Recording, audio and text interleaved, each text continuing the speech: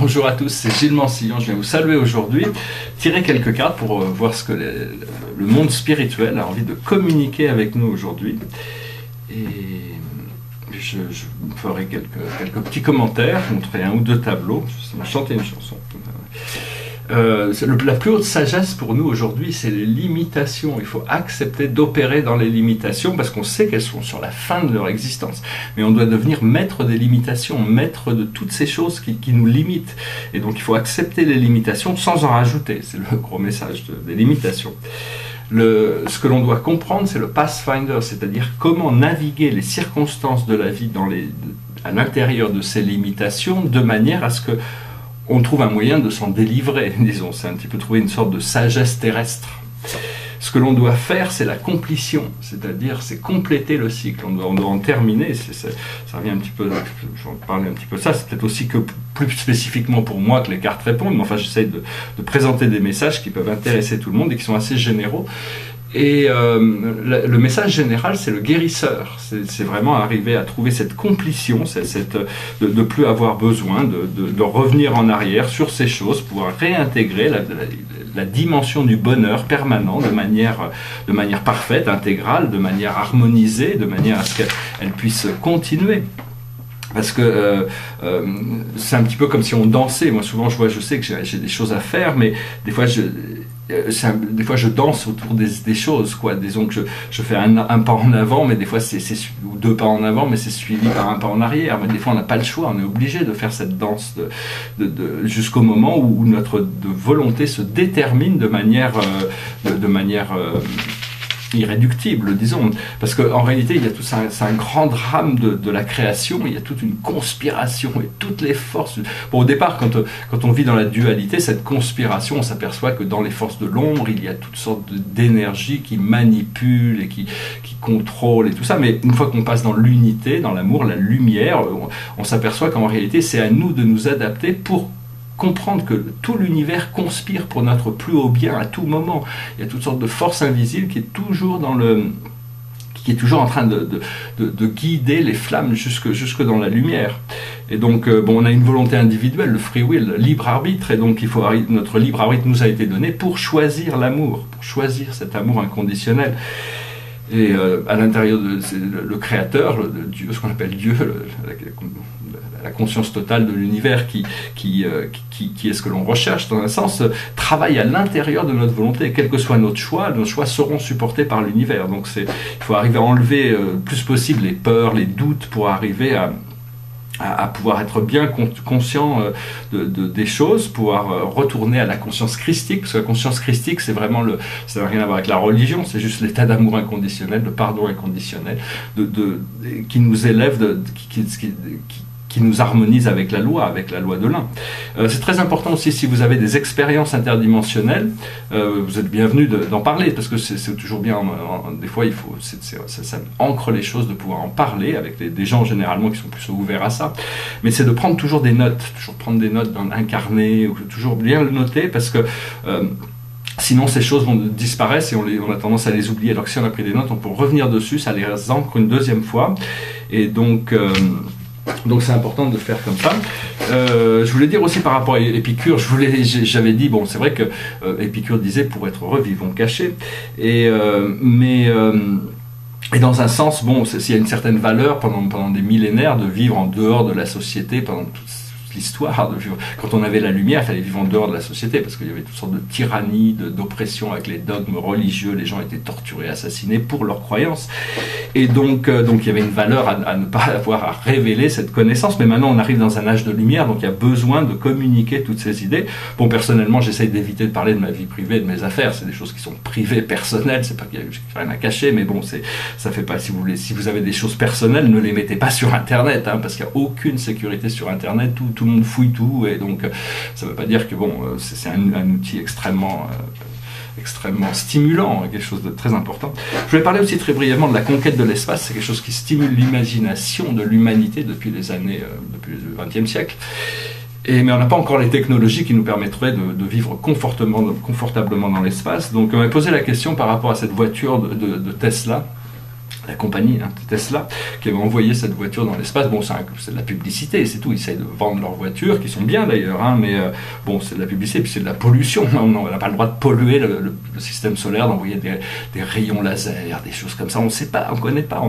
On n'a pas le respect pour notre planète, assez de respect pour nous-mêmes pour faire la paix. On n'a pas assez encore de conscience pour restaurer l'écologie de notre planète. On ne va pas nous permettre d'aller polluer d'autres et piller les ressources minières de ces autres planètes. Donc pour le moment, on a nous et puis on a la Lune. Si on veut, on peut développer des choses sur la Lune. La Lune, à la rigueur, elle fait partie de notre système terrestre. Mais enfin, il faut d'abord restaurer l'écologie de la planète avant de pouvoir commencer à découvrir des technologies qui nous permettront d'explorer de manière beaucoup plus sage et beaucoup plus confortable. Personnellement, je vais bientôt ouvrir une agence spatiale pour commencer à rentrer un peu plus dans ces choses-là, mais ça va être une approche un peu différente. Donc voilà. Ben, je reviendrai à vous pour en parler hein, quand le moment viendra. Je vais montrer 2-3 petits tableaux. Et ici, c'est un tableau qui est assez unique. Ça s'appelle l'étoile rose. C'est l'étoile de Bethléem. Il n'y a qu'une seule étoile rose dans notre univers. C'était là l'étoile qui était venue nous voir quand le Christ était né. Et là, elle revient. Donc c'est vraiment bien. Hein. C'est l'étoile de l'amour inconditionnel. C'est une étoile qui vient d'Orion. Il faut savoir que les planètes, les étoiles, ont des volontés individuelles. Si une planète voulait se lancer dans l'espace pour partir s'accrocher à un autre système solaire, elle pourrait le faire. Ça créerait un déséquilibre, il y a toutes sortes de choses, mais les planètes obéissent les lois de l'univers et donc elles suivent leur destinée. Mais ce sont des êtres intelligents et donc...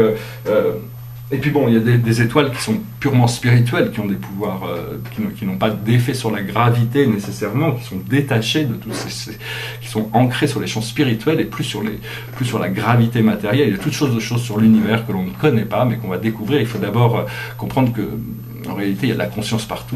Donc il faut respecter, surtout, il faut essayer d'être un petit peu humble. Par exemple, quand on va commencer à développer toutes ces technologies qui vont nous permettre de sortir de la Terre de manière plus confortable, il va falloir comprendre aussi que toutes ces communautés qui existent, accepter le fait qu'il y ait toutes sortes de communautés dans notre système solaire et dans notre galaxie.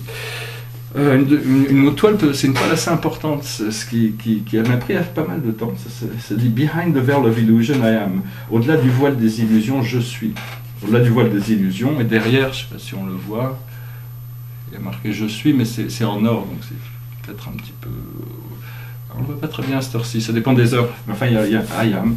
Et il y a ce personnage qui émerge vers un symbole de la Trinité. Voilà, c'est deux petits tableaux. Les petits tableaux sont difficiles à faire. Donc je vais prendre les paroles, excusez-moi, je vais prendre les paroles. Je chantais une chanson. C'est une chanson qui parle de paix, qui essaye une chanson très connue, qui a valu un prix Nobel de littérature à Bob Dylan, mais c'est une chanson qui a vraiment été venue là pour essayer de réveiller l'humanité sur la nécessité de la paix, qu'on est beaucoup mieux, il faut arrêter la guerre, on ne peut pas faire la guerre en disant la guerre, c'est George Orwell, la guerre c'est la paix, non, la guerre c'est pas la paix c'est la paix. Donc voilà, je vais chanter cette chanson, it goes like this. How many roads must a man walk down before you can call him a man? How many seas must a white dove sail before she sleeps in the sand? Yes, how many times must the cannonball fly before they're forever banned? The answer, my friend, is blowing in the wind. The answer is blowing in the wind. Yes, how many years can a mountain exist before it is washed to the sea? Yes, how many years can some people exist before they're allowed to be free? Yes, how many times can a man turn his head, pretending he just doesn't see? The answer, my friend, is blowing in the wind. The answer is blowing in the wind. Yes, how many times must a man look up before he can see the sky? Yes, how many ears must one man have before he can hear people cry? Yes, how many deaths will it take till he knows that too many people have died? The answer, my friend, is blowing in the wind. The answer is blowing in the wind. Voilà, je vous remercie pour tout. Si vous avez aimé cette vidéo, je vous remercie d'aimer, de partager, de commenter, de vous abonner si vous voulez suivre ces vidéos. Bon, en essence, Bob Dylan avait déjà senti ça, mais maintenant on doit le réaliser. On commence par faire la paix à l'intérieur de nous et on importe cette paix. Et au plus on sera en paix, on pourra créer de paix à l'intérieur de nous, au plus on pourra commencer à envisager une paix mondiale pour tout le monde, comme Emmanuel Kant l'avait déjà envisagé. Voilà, je vous souhaite une excellente journée, je vous dis à très bientôt. Namasté.